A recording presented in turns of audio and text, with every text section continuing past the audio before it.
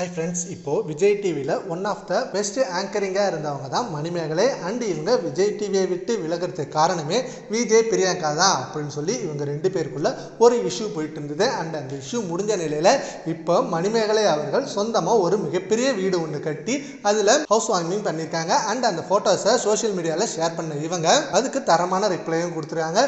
என்ன வாழ விடாமல் பண்ண ஹேட்டர்ஸ்க்கு இப்போ நான் வாழ போகிற புது வீடு தான் அப்படின்ற மாதிரி சொன்னதான் இந்த நியூஸ் செம்ம ட்ரெண்ட் ஆகிட்டு இருக்கு. அண்ட் ஆல்சோ இவங்க சொல்றது விஜய் பிரியங்காவை தான் மென்ஷன் பண்றாங்க.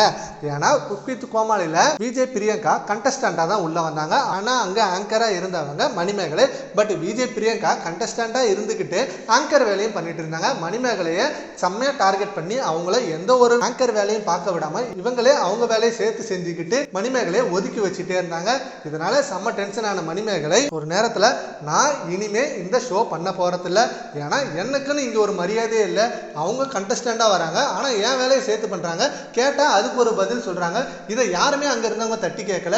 என்னடா இது மணிமேகலை பண்ற வேலையை நீங்க ஏன் பண்றீங்கன்னு ஒருத்தவங்க கூட ஒரு வார்த்தை கேட்கல. அதுதான் எனக்கு கஷ்டமா இருந்தது. அவங்கவுங்க வேலையை அவங்கவுங்க செஞ்சாதான் கரெக்ட். நீங்க எல்லா ஷோவிலையும் ஆங்கரிங் பண்றீங்க, இப்போ உங்க ஷோவிலலாம் வந்து நான் பேச முடியுமா, அது உங்களுக்கு செட் ஆகுமா அப்படின்னு மணிமேகலை செம்மையா பதில் சொல்லி கேள்வி கேட்டுட்டு இருந்த நிலையில அண்ட் அந்த ஷோவை விட்டு விலகி விஜய் டிவியே விலகிட்டாங்க. தனியா அவங்க பிசினஸ் பண்றது அண்ட் வேற ஏதாவது ஈவென்ட் பண்றது இப்படின்னு போயிட்டு இருந்த இவங்க இப்போ சொந்தமா ஒரு மிகப்பெரிய வீடு கட்டுறாங்க. அண்ட் நிறைய பேர் வாழ்த்துக்கள் தெரிவிச்சுட்டு வராங்க. பட் இவங்க எந்த ஒரு செலிபிரிட்டிஸ் கூப்பிடாம சிம்பிளா இந்த ஹவுஸ் வார்மிங்கை பண்ணிருக்காங்க. சரி, ஓகே ஃப்ரெண்ட்ஸ், இப்போ மணிமேகலையோட இந்த வீடை பத்தி உங்க ஒப்பீனியனை நம்ம காமெண்ட்ஸ்ல கமெண்ட் பண்ணுங்க. Thank you friends.